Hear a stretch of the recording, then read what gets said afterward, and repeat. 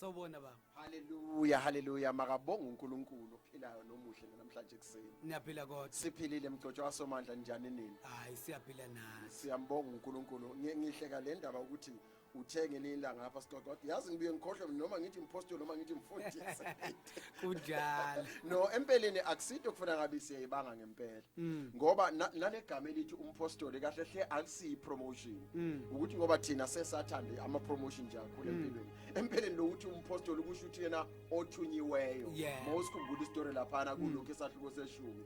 uJesu ebathuma wababiza wabanikeza amandla wasebathuma ngoba nale yokuthunya kuyofuneka esikhulume ngayo ngelinye ilanga ngoba sibaningi esensimini esingathunyiwe sagcina ngokubizwa uyazi kukodwa phela ukumbiza nokumthuma umuntu abaningi uthi nje umuntu angabizwa mfundisi athi we abese gijima kodwa engaze akaphethe message nanokuthi akakabekwa kwifield yakhe akakatshela ukuthi uthulweni uthe angabizwa nje umuntu wasehlaba ngejubane eseqonde phambili kanti nanokuthi mhlawumbe enye esibili balekile nanokuthi umpostoli kusho ukuthi ukuthunywa sent that's all it means akusipho in fact uPaul ichaza kangcono ngoba sefisa processini uthi mayobeka la mahhovisi abe mahlanu siyosithola isikhathi kodwa mlalelo omdle nothandekayo sichane kahle singajahile ukuthi umpostoli akamkhulu kunomfundisi akamkhulu kunomelusi pastor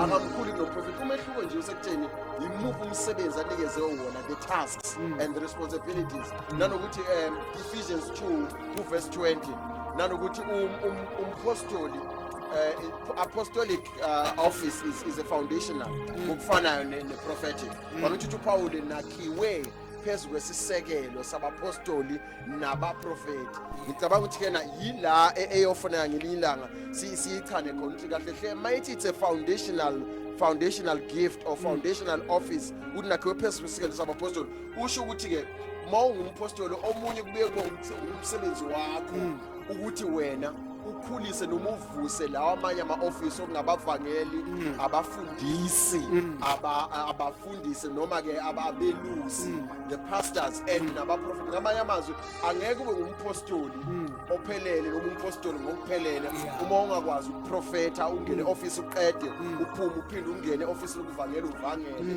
ungene office lokufundisa ungene nase office ngokuphelele I mean lokuba upastor yes lokumelusi so ibalulekile ukuthi kena siyichane lapho akusiyi promotion umsebenzi uthunyiwe nalokuthi usebenzile akusikwakho yonakele mfundisi yonakele kodwa ke siyambonga uNkulunkulu ngoba kancane uloku elibuyisa ibandla lakhe mfundisi ngizama ukuqhubeka nale ndatshana esasiqale kuyo emalangeni ambalwa endlulile uma umuntu ekuKristu incwadi yesibili uPaul ayilobela ibandla laseKorinte isahluko sesihlanu ivesi le-17 2 Corinthians chapter 5 in verse 17 uma umuntu eKristu isidalwa esisha nanokuthi ke namhlanje bengifuna ukuthi sibuke le ndaba ye-location lokuthi ukuphi wena kade ngihleka nje ngikhuleka ukuthi kena yazi kwesesikhathi umuntu uma ngabe ekwenye indawo wena ukwenye indawo engazi la ukhona umzisithi hayi kungcono ngoba uyehlele ukungilayela ngithumelele ilocation kube ukuthi angazi whichever ihandle osuyisebenzisa noma interface osuyisebenzisa umthumelele ngaba uWhatsApp noma bani umthumelele ilocation abese eza la usuku khona so indaba ye-location iyakudinga wena qala ukuthi wena uzazi ukuthi ukuphi ngaphambi kokuthi uthumelele omunye ngoba okungale kwalokho nizoba ngabadukwa nonke so bengifuna ukuyibuka lapha ke ukuthi uJesu uma ngabe ekhuluma nebandla lakhe in John chapter 14 ku verse 10 no verse 20 uthi ke mangabe ekhuluma uthi ke mina nobaba simunye obone mina mawuqala nje ku verse 8 ukuze uyi understand ukungalahlekelwa indima yonke i context uthi ke mina nobaba simunye umuntu osebone mina usembonile ubaba owazi mina ngiyethanda lo whoever that has known me akathi was just cynical whoever has known me has does now know the Father. Bese ethi that whoever has seen me sees. So lokho sizathu aqala ukuthi ongazile kuqala uzama ukuhlukanisa ukuthi ke na kungenzeka ngihlale nawe kodwa makungafika omunye umuntu afika ngibuze ukuthi uyamazini umfundisi Xhamani kuzoba nomehluko ukuthi ke na ngisho ukumazi ngisho ukuthi ngeke ngambona ngamqonda ukuthi uhlobo olunjani lo muntu noma ngiyamazi ukuthi ke na uma ngabe enesimo esikanje ubezophendula kanje uyinandi uhlobo lomuntu lokuchaza i-correct. So uthi uJesu mina noBaba ngeverse 10 uthi mina aniboni ukuthi mina noBaba simunye nokuthi mina ngikubaba nokuthi uBaba ukimi. Verse 20 wakhona mayesecacile ngokufika ku verse 9 utheke na hayi isikhombise nje uBaba wena sekulungile usithi hawu kodwa Philip sengihambe nawe isikhathi eside kangaka nto mina awukaboni mina ngikubaba uBaba ukimi kodwa ke abeseqhubeka ku verse 20 besethi ke ngalelo suku okwambulwa ngayo le ndaba ye location ilona suku oyoqonda ngalo wena ukuthi mina ngikubaba uBaba ukimi nawe wena olikholwa ukimi ngamanye amazwi wena ukuJesu uJesu ukuNkulunkulu. So indaba ye location kahle hle yaqalwa nguye akusinto esizwa nguPaul. So uma ngabe eseyicacisa uthena wena ukuye yena uKristu uqobo bese yena uKristu abekubaba ngamanye amazwi kubalekile uthena uma ngabe sewukuKristu awungeni noma ekanjani ungena ngokuthi wena ube isidalwe esisha udalwe kabusha kwakhe umuntu omusha kuwe uqalele phansi wena kabusha. Kodwa ke nansi into engiyithanda kakhulu uthi uma ngabe uPaul ekhuluma eAthens nale siyanguyazana sabaholi bedolobha ngalesikhathi beqala bemqaka bekhuluma zonke lezi zinto bembuza wena ndoda yini leNkulunkulu njani lo nokhuluma ngaye ngoba sike sabuza ukukhuluma into engazazi izenzo isahluko seshumi nomkhodi Acts chapter 17 ku verse 28 uthi ke naye usiyabachaza ukuthi hayi phela kuye siyahamba in him we live mayabachaza uthi in him we live in him we move and in him we have our being uthi kuye ngaye siyahamba siyaphila konke lokusikwenza sikuye siphila ngaye. So ngifuna ukuveza ukuthi uthi kodwa okubalekile uthena uthi kukuye konke ngamanye amazwi amandla nokuthina ukunqoba nempumelelo yethu yonke konke kuncike ekutheni thina sikuye nanokuthi siyayiqonda ilocation yethu. 2 bengifuna ukukubuka ke lokuthi uma Paul ethi kena kukuye sami kusho ukuthi umuntu ngamanye amazwi ungahamba ngoKristu ungaphila ngoKristu yonke impilo yakho iveze ubukhona bakhe baze bathi abakude hayi nathi awusikhombisa thina kuphilwa kanjani la. Bengifuna ke kodwa ke okuyiyona nqikithi yanamhlanje ilapha encwadini yabaseFesu isahluko ngesokuqala kunananti ivesi lesithathu engizobe sengilichana ngayo indaba ngiqhubeke nayo incwadi yeFesu mhlawumbe nesahluko sesibili ngizofunda nje amavesi amathathu ku verse 3 kwaba seFesu sahluko sokuqala uthi makabonge uNkulunkulu uyise wenkosi yethu uJesu Kristu osibusisile kuKristu ngesibusiso sokomoya. Blessed be God and the Father of our Lord Jesus Christ who has blessed us with every spiritual blessing in Christ. Ngifuna uyilungisa ke lokho uthi kena uma ngabe thena usibusise ngamazwi uthi akushodi lutho ukuthi uyiphile impilo yakho uthi kayikho into ongenayo uNkulunkulu uma ngabe ekubusisa silungise legama elithi ukubusisa ngiyangithanda ukulichaza noma ngilichane ngiliphinda phinde. When you are saying you are blessing someone, in other words you are empowering that one to succeed. Umnikezela amandla ukuba abe nempumelelo ukumnikezela amandla ukuba abe nenqubekela phambili. So umuntu mangabe ethi uyakubusisa ngenze ukuthi uma ngabe umuntu omdala ethi hayi inkosi ikubusise esho kuwe usuke esho into enkulu kodwa ngenxa yokuthi igama esesijwayele ukudlala ngalo sisebenzisa noma kungafanele nokwesinye isikhathi silisebenzise noma umuntu sesimbhinqa ngesikhathi wena esekuhlubulile uthi hayi inkosi ikubusise kodwa cha empeleni usuke ungasho lokho ufuna uyisho ngqo into kuyo mayikulimazile umuntu uyisho ngoba uma ngabe uthi inkosi ikubusise uJehova uvela dedela isibusiso kodwa ke ngifuna ukushitshela leso sibusiso leso esisuke esikhulunywa umuntu phezu kwempilo yakho sisuke singahlukene nokunisela isibusiso esiyiso, sisuke sivukuza noma sithambisa lesibusiso sesivele sikhona empilweni yakho. Kodwa ke ngifuna ukulungisa le uthi ke na blessed be God and the Father of our Lord Jesus Christ, who has blessed us with every spiritual blessing in heavenly places.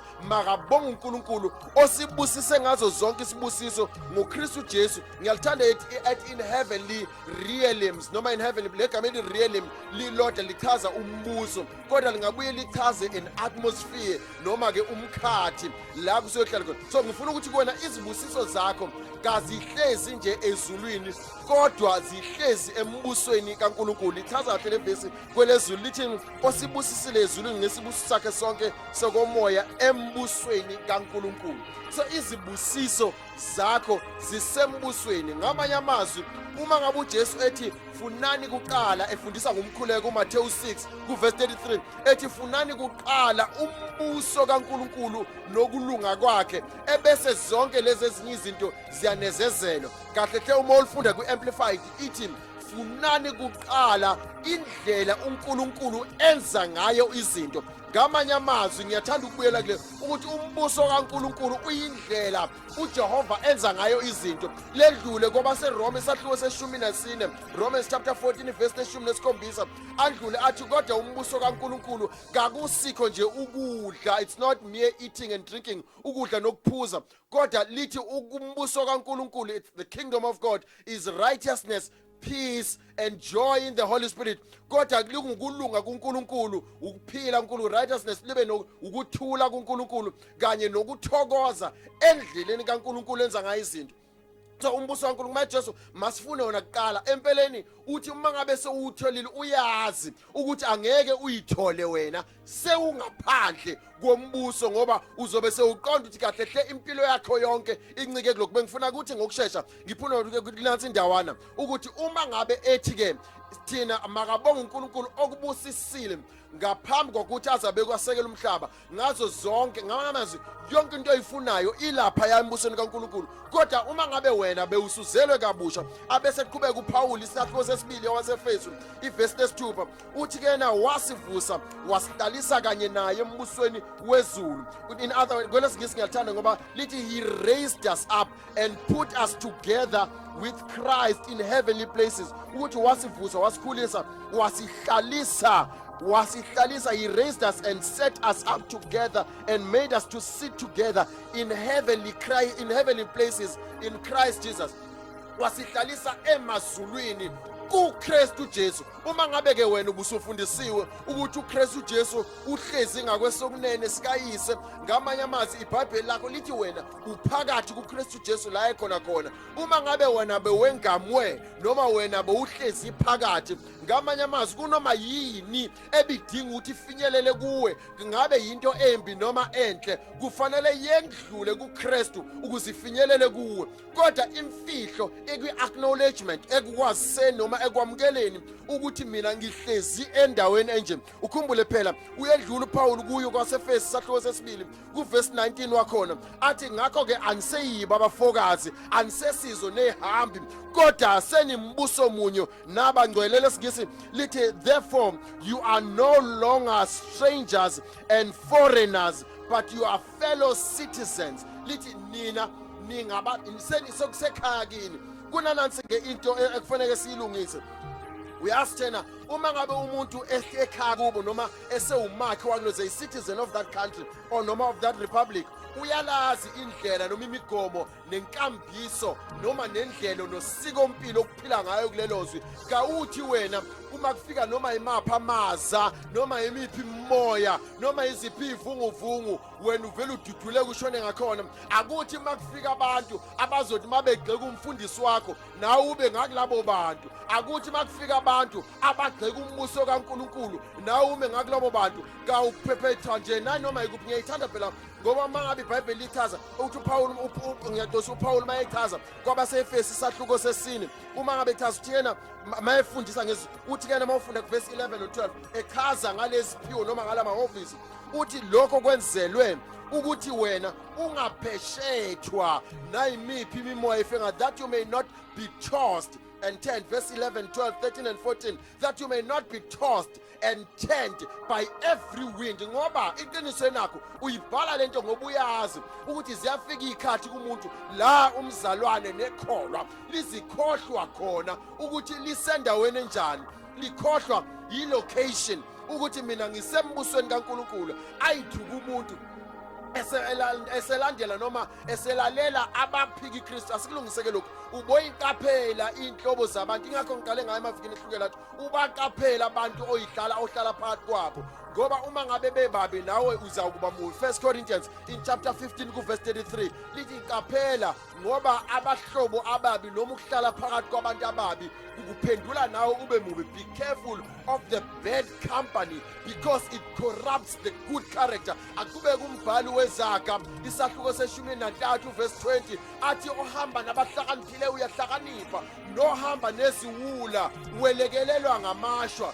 He who walks with the wise become even wiser, and the companion of fools suffers harm. Ku-New King James Version. Ngifuna ukuthi-ke kuwe ziqaphele i-environment yakho, kodwa-ke uma ngabe bewusukhona makuthi mayisifika le mimoya kuthi kufika zonke lezimo nazo zonke lezinto ebezingakubanga wena ukuthi-ke na uduke udungekile.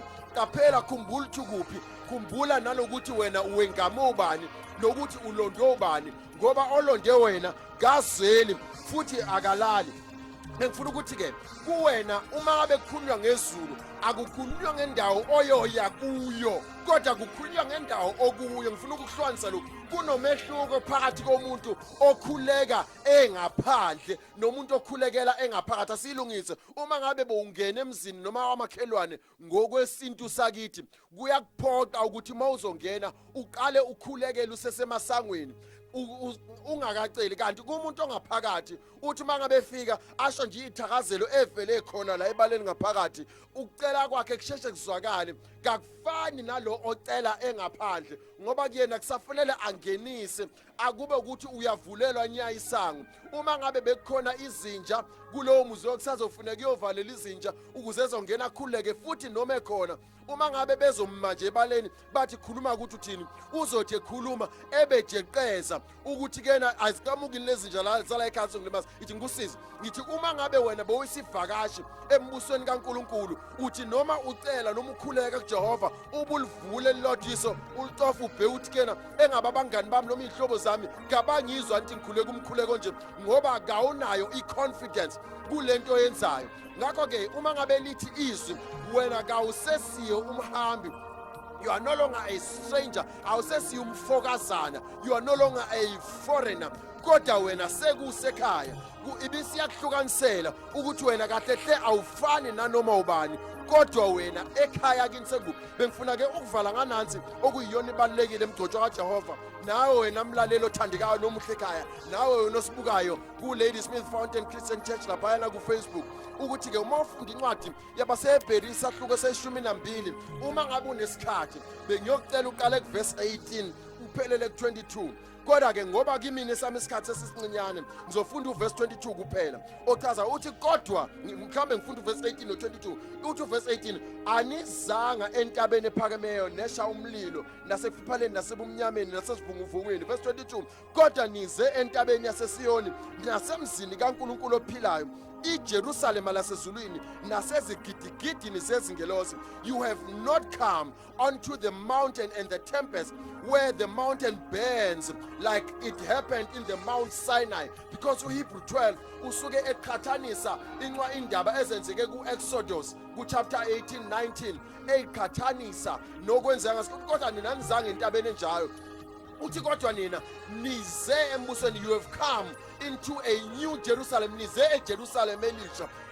Ngifuna ukukucacisa-ke lokhu wena mlaleli ukuthi uma ngabe lithi uze eJerusalem elisha lichaza ukuthi wena alithi uyokuya, kodwa lithi uze noma ufike. Abesethi uPawulu cha awusesithi stranger sekusekhaya. Athi umbhali wencwadi yesambulo uJohane kwisahluko 21 abeseyichaza ukuthi empeleni kule Jerusalem elisha athi ngisho nesihlahla chapter 22 verses 1 and 2 athi ngayibona nesihlahla umuthi wokuphila, even a tree of life. Athi ke nasasithela nyanga zonke sithela ithelo. Ngamanye amazwi kuwena usungathatha uphile. Ngithi lo mthombo kahle hle uncike ekutheni wena uyakufuna ukuqonda ukuthi ukuphi. Uma ngabe bewunxusa sewungaphakathi kawufani nomuntu wezwe. Yekela ke wena sithandwa sezulu ukunxusa njengomuntu wezwe, noma ulinyalelwe noma ukhala, musukhala njengongenathemba ngokuba wena usuzinsile, wena sewusekhaya. Uma ngabe izinto zakho uzikhuluma ungaphakathi, uyazi izinto zakho ziyashesha, futhi awukhulumi kuNkulunkulu ongeke abone, kodwa ukhuluma noJehova la eceleni kwakho, umazi ukuthi ungubaba kuwe. Uma ngabe ewubaba kuwe, ingakho ngiyamthanda umbhalo wamaHebheru uthi ke come boldly therefore before the throne of grace, uthi masize ngokuzethemba ngoba siyazi ukuthi imkhuleko yethu iyezwakala. Babo ingcwele, nangumlaleli wakho okuthandayo nobefisa ukuqonda nobefisa ukukhunjuza moya engcwele ukuthi ukuphi the location, ngoba uma ngabe sezazi ukuthi uyilocation enjani, indlela azoku-approacha ngayo kayifani neyomuntu ongakholwayo noma ongenathemba. Babo philayo, just embrace the beloved this morning. Mange umgcine esifubeni sakho, umenze abethola ukuthokomala, ebese konke obumphe kona nombusise ngakho kudedelwa ukuze akubone, ukuze ezoba nesibindi sokukuthatha ngokuba vele bekuvele kubekele yona. Sengathi moya engcwele ubungabakhulisa, ubapha ukuthula nothando bonke abantwana bakho ngoKristu Jesu engcwele nobusayo manje naphakade. Amen.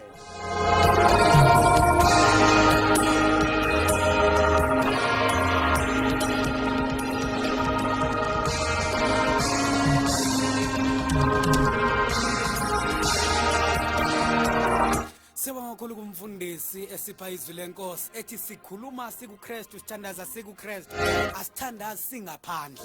Yonke into esiyenza siyenza sesiphakathi embusweni. Awusiyabonga mfundisi. Hallelujah, makabonga uNkulunkulu. Ngithanda leyo ukuthi awujeqezi. Cha. Uza ngeconfidence. Awunamahluko. Ngoba usungaphakathi. Ungumntwana la ekhaya. And amehlo kaBaba noma ungakude kancane kuna kodwa kuwe.